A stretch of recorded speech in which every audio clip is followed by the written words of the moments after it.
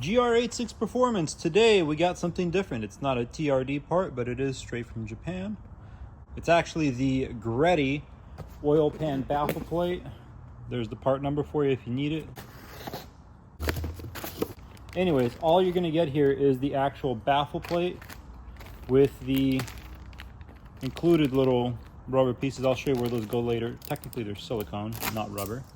So inside the package you get these two pieces. I'll show you where they go. You get the stainless GREDDY baffle plate. There's the plate for you. Quite beautiful. It's got a very simple design. I'll show you how to install this in a bit. And then you have the instructions themselves, again in Japanese. Holy crap, I can't read this. I'll figure it out. If anything, I'll contact GREDDY. But let's get this started. The very first thing is obvious. Drain your oil. Mine's currently draining. So as you can see, my oil is pretty much drained. That's the one step I kind of skipped for you guys. But you're gonna have clips, multiple clips going around the perimeter here. You're gonna want to take these pop clips off, and then we got these bolts here. First thing I'm gonna do is actually take all these pop clips off. You need to drain while I'm taking all of these out. Be gentle with them so you can reuse them. And then this is the driver's side. We have 3 pop clips over here as well.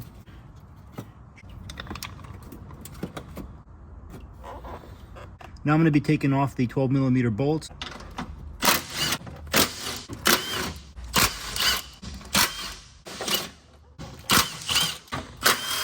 There, now that I got those off, I realized that there's one more pop clip right here in the center, holding everything on. I'm gonna gently remove that guy. And once you remove it, you can see the entire, at that point, the entire support shield comes down. And at this point, you can go ahead and pull this out of here. At this point, you can see the exposed exhaust manifold. The entire thing is right here. And it's gonna be quite simple. Sorry, I'm using a wide angle lens for all of this. This is the driver's side. You can see the bolts. You got one right there. You got one back there. And if you look through that hole, you got the third one. So you got 3 on each side. Over here on the passenger side, you got the one in the center, and then you have the 2 over there on the sides. And then over here on the exhaust flange, you're gonna have 2 nuts, one on each side. You're gonna take those off as well. And then before you take any of that off, before you do any of that, you have the O2 sensor up top that you want to undo. You do not want to just remove it from there. I mean, if you really wanted to, I don't see the point. You might want to just leave the gasket and all that intact and simply undo the O2 sensor right here. And once you get the clip pushed in right there, you can see this portion will just pop out just like that, and you can allow it to hang. Now for all the bolts, including the 2 exhaust flange nuts and the 6 other bolts, they're all going to be a 14mm. And even a geared wrench here does not want to get on there either. So the best option would be to simply crack it loose. You want to use a tool that is correct for the job. It's a difficult angle to show, but the bolt, the nut actually, that's going to be towards the passenger side. I got a ratcheting box wrench on there. Turn the steering wheel towards the passenger side, and that gave me enough clearance to shove my wrench in here and get it off. Just hold this out of the way.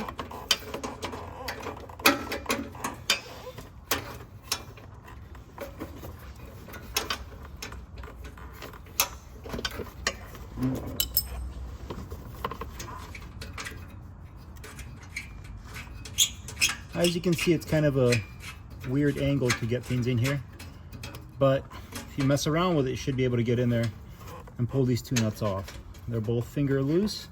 Now I can go ahead and proceed to the other ones. Okay, so at this point I actually went ahead and just removed those 2 nuts. They're completely gone. I have the O2 sensor disconnected.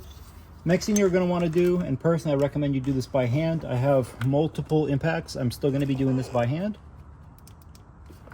for the simple reason that you are removing something that's coming out of aluminum, and personally I do not want to be too rough or too aggressive with this. So what we're going to do is we're actually going to shove our tool in there, and as you can see, I've already loosened it. There's the 6 bolts, technically 6 nuts, 3 over there, and then you have the 3 over here. As you can see, I loosened it just a little bit. You want to loosen it by hand, and then remove 2 nuts that are the most difficult on this side, and remove 2 nuts that are most difficult on this side. That way you only have the 2 easy nuts, one on each side, and at that point you can kind of wiggle everything, see, make sure everything is good for you. You're not going to be hitting anything in case you have other aftermarket accessories and parts installed, so nothing's in the way. For me, everything's factory. So I'm going to go ahead and remove 4 of these bolts, and that's going to be 4. And I don't know if you've guessed it yet or not, but those bolts came out really easily, and that's why you want to do this by hand. Because now I know that these bolts come out like butter, because this car's got right at 3,000 miles. It's practically new, but the point is I know how much force there was to remove the bolts. So I know 1, if they're corroded, 2, if they were cross-threaded from the factory, 3, if there's any other issues, damage, or anything like that with the threads. For me, I know everything's fine. That way when I'm putting the bolts back in, I know that they should screw in smoothly all the way to the top, and I shouldn't have any resistance putting these bolts back in. And if there is, I know I have a problem. That's the point of using hand tools to remove them. That way you know how much torque you're going to need to put everything back on. At this point, I'm going to go ahead and remove the last 2. I'm going to undo the one that's going to be the most difficult to remove, and then the one that's going to be easier to remove, I'll remove last. That way I can support the exhaust manifold as I pull it off. As you can see, I waited for it to cool where I can touch it with my bare skin and it's not hot. So at this point, I'm ready to pull this off. Now that we have the exhaust manifold just basically on 2 bolts, 1 on each side, if you try to remove it, you'll notice that you cannot get these 2 bolts out of the rest of the exhaust system here, because you just won't be able to move it forward, but while also trying to drop it. So what you're gonna have to end up doing is getting under here, getting all the way down here. You're gonna remove these two bolts with the springs that hold the exhaust flange in place.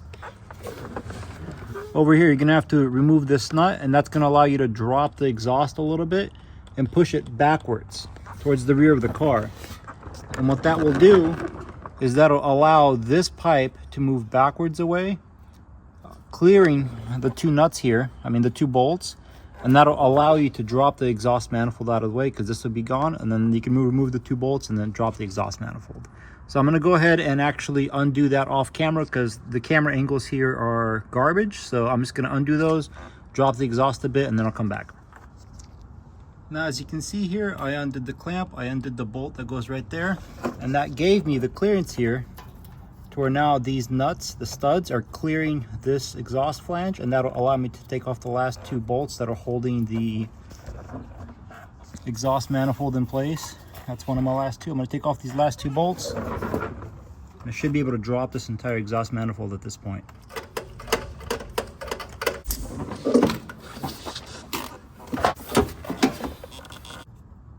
There, now that I've lowered the exhaust manifold, the reason why I didn't take this off earlier, because that is very difficult to get to unless you know where it's at and what you're looking at.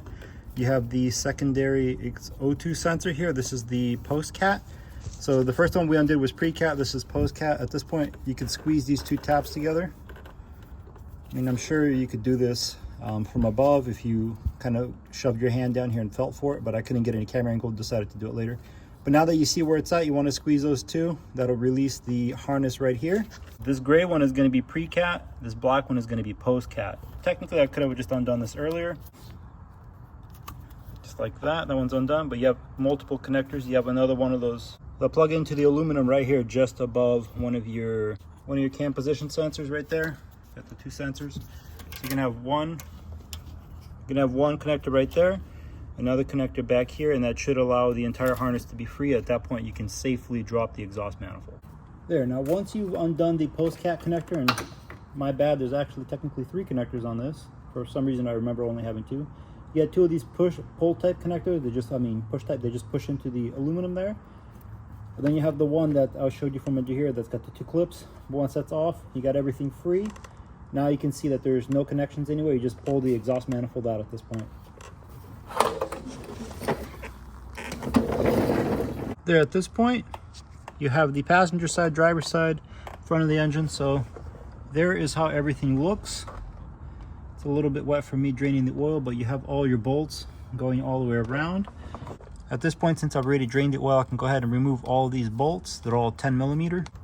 Okay, so the way we got this off was I ended up cutting as much as I could, and I did resort to using a pry bar up against this little lip here and against the engine mount, and on the opposite side, the lip and the engine mount, and that got it off just enough to where it came off. I finally got a good view of it. That's what's inside my oil pickup strainer. That is a lot of spaghetti. Let's get that out.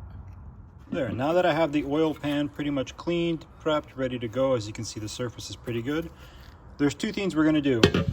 First things first is the oil drain plug, might as well torque it now. I got a new crush washer. Remember earlier I stamped 31 foot-pounds on there? I also use something called thread sealant. This is not a thread locker. Not a thread locker, not a thread locker. Don't think that it's thread locker. What it's designed to do is if oil is going past along these threads, any kind of liquid is traveling along the threads themselves, it seals the threads so fluid can't move past on that. So personally, even though I have a crush washer and I torque everything, I don't want any issues, so I just put a little bit of thread sealer on there. And then because it's a very strong magnet, kind of a pain to get on, might as well just get it on there now. I have my torque wrench set to 31 foot-pounds. You can do this on the car. Anyways, got that torque. The other thing I wanted to show you is now that it's all clean, see that area right there? So that is due to the crowbar pushing up against it to pull it off. So what you want to do is you want to inspect it. I have a few more dots there, and I have a larger one right there. Now it's very minor, but what I'm going to do is get a punch. You should go ahead and inspect your oil pan. What I'm going to do is I'm going to get a punch and I'm going to gently tap that back. I have an anvil here, and I'm going to very gently push that back, make sure it's nice and flat, so you have as little deformations as possible along this sealing edge. By anvil, I mean baby anvil. So if you don't have a full anvil, something like this would work. Nice flat surface. I couldn't find my punches, so I got just a hex socket. It's got a nice, flat, good surface. And all we're gonna do is we're gonna find the high spot, like right there. You're gonna set it down. You're gonna put that over and just tap it with a hammer. You don't need to whack it extremely hard. You just need to be gentle enough to get it down. And to support it on the other side, I just put the GREDDY box there. So what I'm gonna do is make sure it's level with the plate. I'm just gonna set it down. You wanna give it light taps to smooth out any imperfections you created. Obviously, if I had my punch set, I have no idea where my set is. I think it's at home, but we are going to flatten this and make it much better.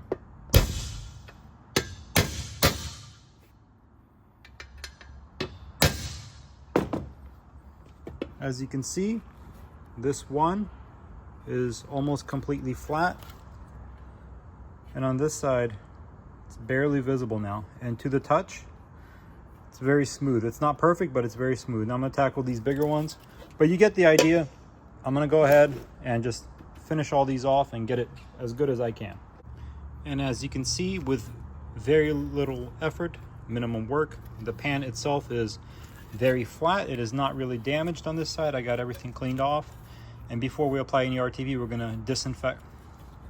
We are going to go ahead and de-oil all this with brake parts cleaner once again. But as you can see, the areas where I had the most damage from the crowbar pushing up against it are actually quite flat now, and there's very minimal deformations there. So we can definitely reuse this. And to those of you that saw this wobbling, it is not deformed. It's simply these two protrusions. They are sticking out, and if you get away from them, it's nice and flat. Just in case you were wondering. There, now we're nearly ready to install everything. As you can see, I've cleaned the vast majority of the surface. The most important portion is not here, but it's this raised lip that you can see going around it. That is the important part, because that is what is going to be touching the oil pan itself. So this is the important portion to seal. Now, in order to get the GREDDY pan on, we have to loosen this 10mm bolt here. With this bolt out, you will have to bend the oil pickup tube a little bit. I know it's, honestly, I don't want to do this, but it's part of the installation process, is you have to bend the oil pickup. A lot of videos out there will tell you, oh, you can get away with not bending it. You have to, because the oil baffle is going to squeeze between here, between this pickup mount point right here and the upper oil pan. It's going to squeeze in between those two, and that's where it's going to mount. Now what you want to do is you have your baffle plate. This lip is going to go towards the front of the engine, and you're going to basically get this on backwards. You're going to twist it on this way, basically clockwise. And as you're getting it on, you'll see right there, you can't really get it on without tilting this forward. And then being able to sandwich this, you have to pull down on it just a little bit. I know it's scary, but you're gonna have to pull down on it and wiggle it into place. But there we go. As you can see, it's scary, but totally doable. At this point, we can put that bolt back in. I'll go ahead and thread this guy back into its location. And at the same time, before you tighten it all the way, you want to make sure that these two holes are going to line up with the upper oil pan. You don't want it cockeyed. You want to make sure they line up completely before you tighten the bolt down. Maneuver the holes into place, get the plate, everything exactly where it needs to be, then you can go ahead and hand tighten. If you're not sure what torque to do this, obviously don't over tighten it. You could do it the same torque as the oil pan bolts. I believe they are 4.7 foot-pounds for these. So you could basically do 4.7 if you wanted to. I'm going to do it based off experience, but I'm going to torque all the other bolts. But at this point, I'm going to do one final cleanup of everything, clean all this material off, get everything really clean before we go ahead and put the RTV onto the oil pan, and then we're going to install it up here. And I'll show you exactly how to install the RTV, because there's instructions on how far away from the edge of the pan and how big the bead needs to be. A lot of people, they put way too much. They complain about excess RTV in the pickup and excess RTV here, but then when they reseal it, they put even more than the factory did, which is kind of counterintuitive. So we're going to do this the right way. Let me clean all this up and we'll take it from there.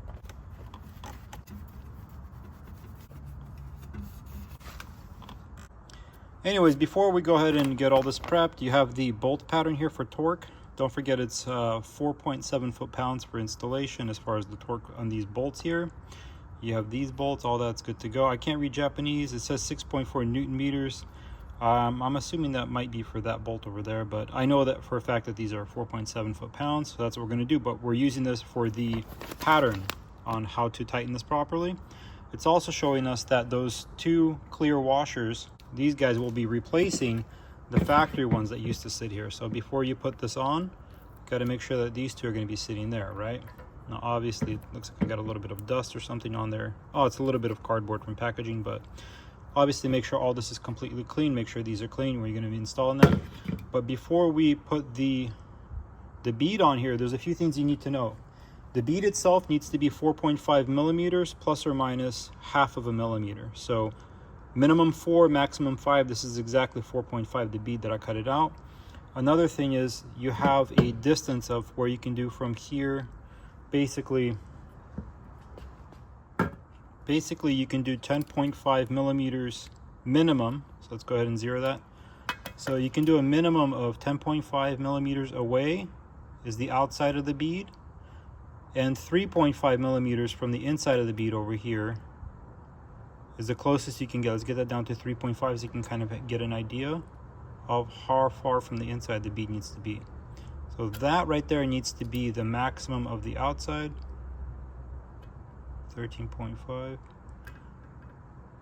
As you can see, that's the inside. They pretty much match up. That's where the bead is going to go. So if you wanted to do this onto the pan,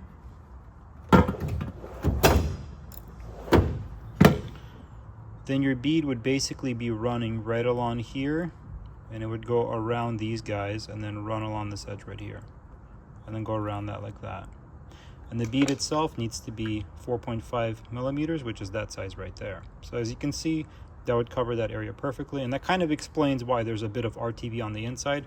What we're going to do is we're actually going to clean this off, put the two gaskets on, prep this, get it ready, and then we're going to go to the vehicle and actually put the RTV on the underside of the portion of the motor where that little track is. You can see it, I'll show you. And that makes it super simple, but if you just wanted to put the RTV onto this, you could, and that's how you do it. But anyways, you want to clean the surface one last time prior to installation, so that's clean.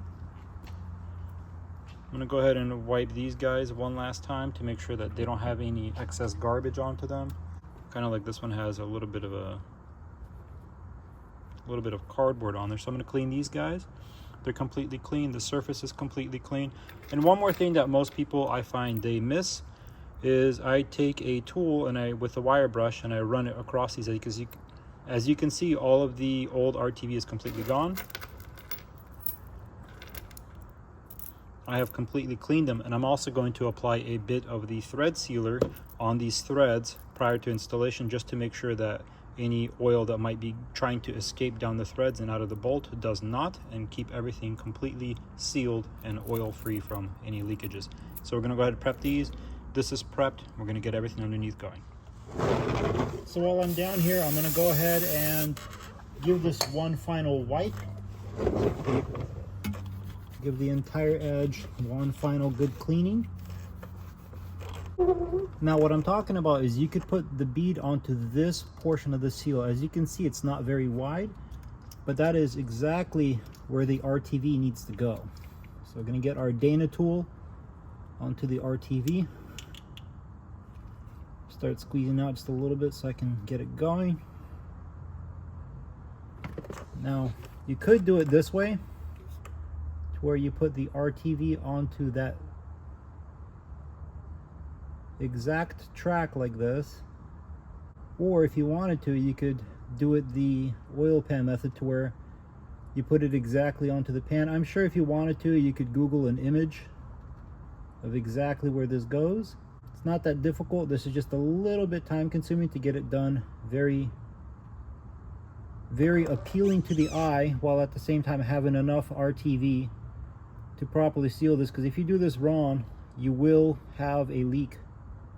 So you want to make sure you have enough RTV here, while at the same time making sure that you do not have too much RTV. I'm just showing you over here, if you're kind of wondering, oh, I want to make sure I'm not getting too much RTV on there. I want to make sure I'm getting it in the right spot. If you're afraid of putting it on the oil pan, this is how you can get it on here. And if you have a nice clean surface that's oil free, the RTV will stick to the aluminum here, no problem. There we go, that is set. I'm gonna go ahead and get the pan. So I have my pan here, I got everything preset. Now once you put this on, you want to be very careful that you're not sliding it around, because you will smear all of that RTV all over the place, and that is not what you want. And I got my bolts prepped right here. Now I'm just gonna go finger tight just to get these on. That was one bolt. I'm gonna get another one on the opposite end just so I know it's not shifting around. Now that I have two bolts holding it in place, the RTV technically squished out everywhere just a little bit. So what I'm gonna do is quickly put all of these on and then torque everything to 4.7 foot-pounds, which is exactly spec. And we're gonna use the torque pattern that they have.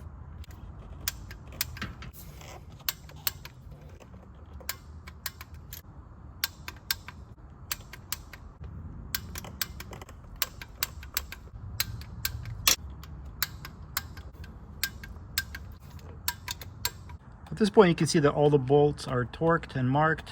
Everything is good to go. All of it's to specification. At this point, I'm going to clean off all this oil. And while the RTV here is curing, I'm going to go ahead and put the exhaust and all that back on the exact same way we took it off. And this is the quote-unquote fun part. Damn, this thing's pretty heavy. Awkward angle. I don't have a full lift yet, so bear with me as I suffer here.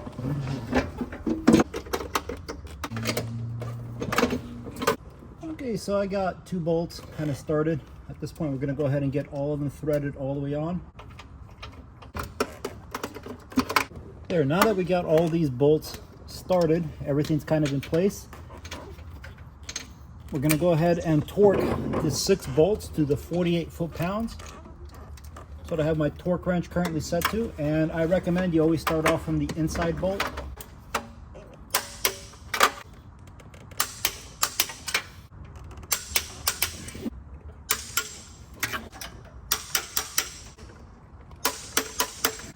There, now we got the 6 bolts torqued. We're going to go ahead and hook up all of our O2 sensors just to get all that out of the way. So we got the upstream sensor, simply just plugs in. The downstream sensor obviously also just plugs in, but don't forget to install these little push pins. At this point, it's kind of difficult to show you everything, but we have the 2 studs here covered in the, right there you can see it, in the anti-seize. I'm going to go ahead and go back there, lift the pipe, and direct the pipe over these two. Make sure your exhaust flange gasket is in place prior to doing that. And then we're going to go ahead and tighten these bolts, torque them down, torque everything down back there, and we are going to go ahead and finish this job off. We're really close. Okay, so this is the pan underneath. That's the front of the engine, that's the back. So these two, where the two 10mm bolts go, those are 5.5 foot-pounds. All the rest of these that are the 12mm, they're all going to be 22.1 foot-pounds. This is also 5.5. I went ahead and cleaned everything off both sides, and I reinstalled the drain plug cover simply because that's all already done. So 5.5 and then 22.1 for the rest of them all the way around. So So basically all of these 12mm bolts, they all get 22.1 foot-pounds. I went ahead and used anti-seize on the threads of all of them. So we got all the 12mm bolts just on finger tight. I'm gonna go ahead and put all these clips back in. Now since we got all of those in, we got the clips in, the last two bolts that we're getting finger tight is gonna be these back two 10mm bolts that hook up to the foam aero cover back there.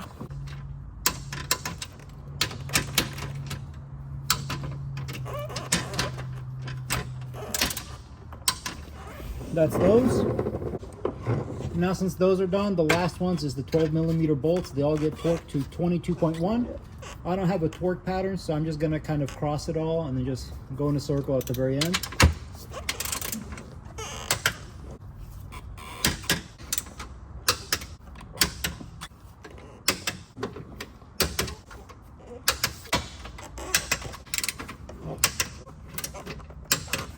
And that should be it. Everything down here is torqued. At this point, we need to lower the vehicle, top up the oil, run it, check the oil level, and we're done.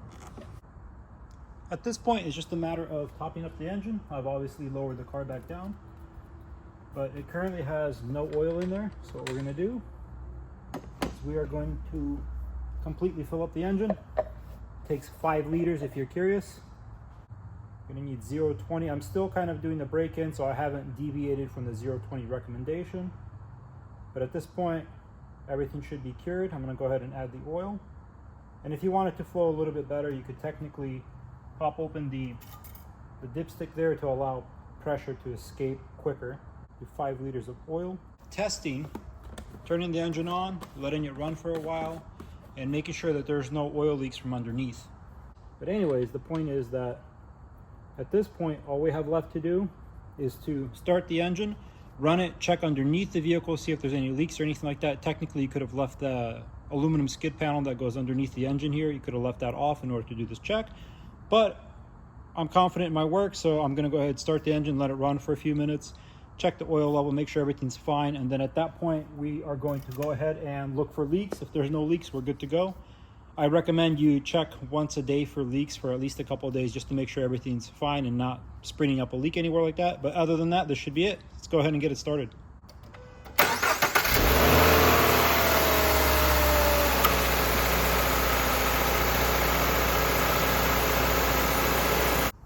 At this point, since the engine's ran here for a little bit, it should be enough to where it would have pulled in enough oil from everything. Obviously, you're supposed to wait a minute or two, I believe, in order to check the oil level.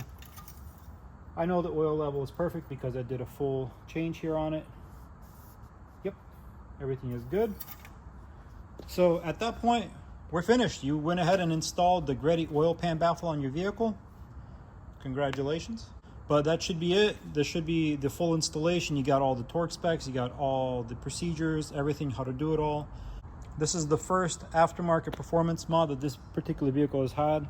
I'm gonna give you a little bit of a sound check that I couldn't do prior now that I have the GR performance intake installed. Stick around here to the end of the video to hear that. But other than that, I hope you enjoyed the video. I hope you learned something today. If you like these types of videos, consider subscribing to the channel. I hope you want to have a wonderful day and enjoy the sound check of the GR performance intake.